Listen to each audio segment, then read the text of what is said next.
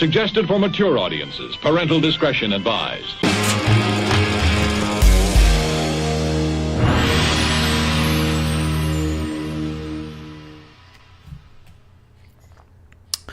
Ever wondered how to tap into your intuition and activate that third eye?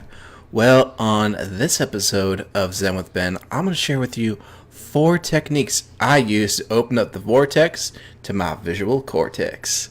But hey, if you're meeting me for the first time, let me just introduce myself. My name is Ben Zepplin.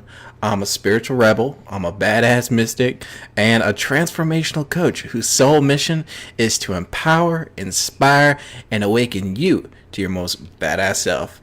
You see, I believe you can live the best life now, and I am fully committed to helping you embrace it.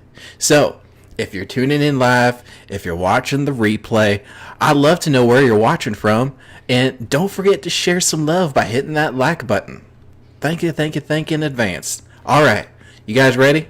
Let's dive deep. I'm really excited about this episode. I'm excited about every episode, let's be honest. But this one particularly is going to be really, really cool.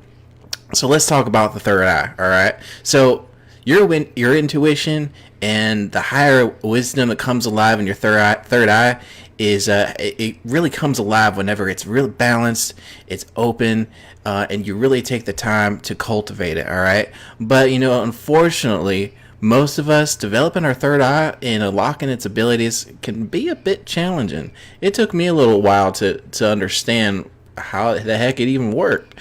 So, but lucky for you, I got a shortcut, and I'm going to share with you some simple steps to help you get that thing open, all right?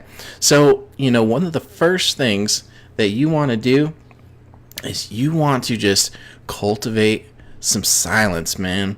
What you gotta do, man, you gotta just sit alone. You gotta meditate. You gotta just foster that silence in the mind, whether it's through meditation, you're sitting calmly in nature, or you're being absorbed by your favorite art or your practice, man.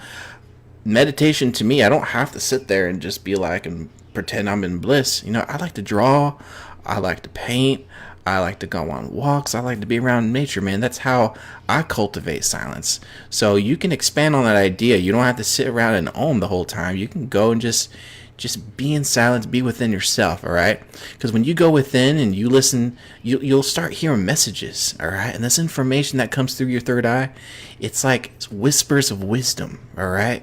So the more that you cultivate silence, the more that voice, that whisper, you'll be able to hear it. And it's a gentle whisper. You don't feel forced. That's more of your ego talking. That's how you can notice the difference. Your wisdom, it's more of a whisper. It's kind of like a nudge, right? Think of it as a nudge. All right. So cultivate that silence, and that's how you can start developing that. The whispers of wisdom. That's what I call it. All right. The second thing you want to do is you want to listen to that intuition. Okay. So there are many ways to listen to intuition. Your third eye is the center of insight. It's your vision and higher wisdom, man. Be aware of what your intuition's trying to tell you, and make sure to listen to it daily. It's kind of like a muscle, man. The more that you listen to it, the more it's going to get louder, and the more it's going to guide you in the right directions in life, okay? And it might feel weird at times. Trust me, it might feel a little strange. You might be like, what's it trying to tell me? And then, it's going to get better. It's going to get easier, and you'll be able to just kind of flow through it. It's going to be a lot easier, I promise. But it takes practice, man. The more practice you do, the more it's going to appear familiar to you. So, and also, the more that you practice, man, you're going to gain more confidence in your own abilities. You're going to be like, damn, I'm a badass. I didn't know I could do all this stuff. And that's what's so cool about all of that. So the third thing you want to do is you just want to nurture your creativity. Let your creativity flow. Let it flow. Focus on, specific activities at a time. Don't try to multitask. Just be really strategic here, okay? You want to just focus your intention into one thing, and you want to let that creativity just flow. You want to get into that flow state, because when you get into that flow state, then your imagination can just let loose. And when your imagination lets loose, then that's where you can allow more thoughts to come through you. More of your intuition will start opening. It's like a door, man. The more that you stay creative, the door of intuition will just keep opening. It'll just keep opening, man. So, for instance, You can start learning a new craft. You can start learning to paint. You can learn a new instrument. And don't worry about being perfect. That's not the goal here, man. You're not doing this stuff to win awards. You're doing this stuff to activate, man. You're activating the third eye. So just allow yourself some freedom. Allow yourself to have fun. And really allow yourself to be guided by intuition and inspiration. Because the more that you allow yourself to open up to that inspiration, the more you're going to be surprised by the results, man. Because when you leverage your creativity, you just open yourself up to all these new possibilities, man. And ultimately, that's really what allows your third eye to flow, man. So that creativity and that imagination is super, super crucial.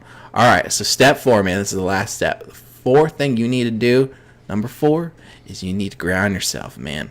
You need to be able to get into the earth, get into the roots, man. Because in order to open that third eye ability, we got to land our feet on the ground.